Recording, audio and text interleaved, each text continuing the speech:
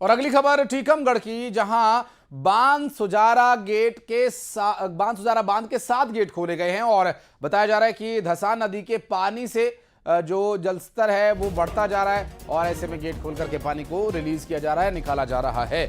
नदी के साथ लगते जो निचले इलाके हैं उनमें अब अलर्ट जारी कर दिया गया। नदी के आसपास लोगों के न जाने की चेतावनी उन्हें जारी की गई। निचले हिस्से में करीब 6 फीट तक जल स्तर बढ़ने की आशंका जताई जा रही है। मिल रही जानकारी के अनुसार बांध सुजारा बांध के 7 गेट्स खोले गए हैं। और राजीव हमारे सहयोगी इस वक्त हमारे साथ जुड़ के बात करेंगे उनसे। राजीव, अभी क्या स्थिति है फिलहाल, क्या बारिश हो रही है और क्या और भी गेट्स खोले जा सकते हैं, कितने क्यूसेक पानी छोड़ा जाएगा, ये सभी सवाल हो रहे हैं। देखिए, जो पिछले 2-3 दिनों से लगातार बारिश हो रही थी, तो इसके साथ ही जो आसपास की जो पूरी नदियां हैं उनमें जलस्तर बढ़ गया है और धसान नदी में करीब 6 फीट जलस्तर बढ़ने की संभावना जताई जा रही है। और धसान नदी का फिलहाल जो वाटर लेवल है वो काफी बढ़ गया था, जिसके कारण 7 गेटों को प्रशासन को खोलना पड़ा है। और जो निचले इलाके में रहवासी इलाके और नदी के किनारे ना जाने के लिए प्रशासन ने अलर्ट जारी किया है और आसपास के जो थाने हैं उन्हें को सभी को सूचना दे दी है कि ताकि नदी के किनारे कोई भी ना जाए और किसी भी तरह की जनहानि ना हो।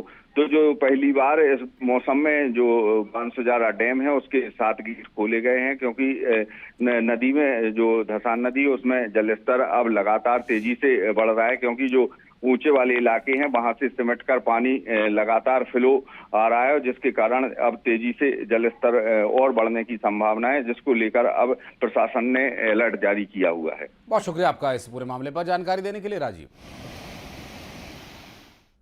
और अगली खबर टीकमगढ़ के, जहां बांध सुजारा गेट के खोले जाने के बाद बैतूल की अगर करें तो बैतूल में बारिश की वजह से तवा नदी का भी जलस्तर बढ़ा और सतपुड़ा डैम के भी साथ ही गेट खोले गए हैं। दरअसल 2-2 फीट तक इन्हें खोला गया है फिलहाल और 24 घंटे के लिए मौसम विभाग की तरफ से बारिश की आशंका जाहिर की गई है, पूर्वानुमान जताया गया है। और लगातार जो बारिश और पानी के बढ़ने की स्थिति है, ऐसे में बांध के गेट खोल करके नदी के स्तर को मेंटेन करना बहुत ज़रूरी है, अन्यथा बांध को नुकसान पहुंच सकता है।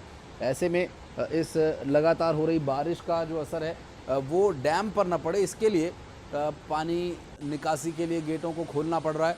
ऐसे में आपको ये भी बता दें कि 7 गांवों का तहसील मुख्यालय से संपर्क भी टूट गया है, क्योंकि जब बांध के गेट खुलते हैं तो जो निचले इलाके हैं वहाँ पर पानी बहुतायत में पहुँच जाता है।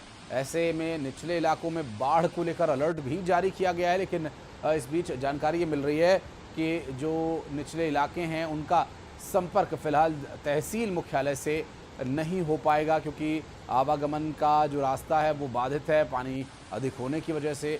और साथ ही एक चेतावनी जो जारी की गई है वो ये कि बारिश अभी जारी रहेगी, अगले 24 घंटे के लिए ये समस्या और बढ़ सकती है।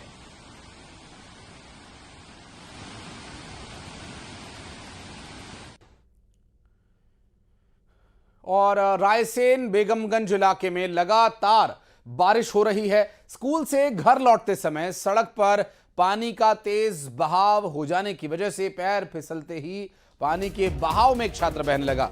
दरअसल मौजूद रहवासियों ने दौड़कर छात्र को बचा लिया। बेगमगंज के गणेश मंदिर रोड का ये पूरा मामला बताया जा रहा है। देखिए, लोग दौड़े काफ़ी तेज़ी से और जाकर उन्होंने बच्चे को किसी तरह से पकड़ कर रोका, क्योंकि देखिए पानी काफ़ी ज़्यादा तेज़ गति से बह रहा है और इस तेज़ बहाव में बच्चा जो स्कूल से लौट रहा था उसका पैर फिसलने की वजह से वो गिरा और बहने लगा। अब सवाल ये कि क्या स्कूल्स कॉलेजेस फिलहाल बंद नहीं होने चाहिए?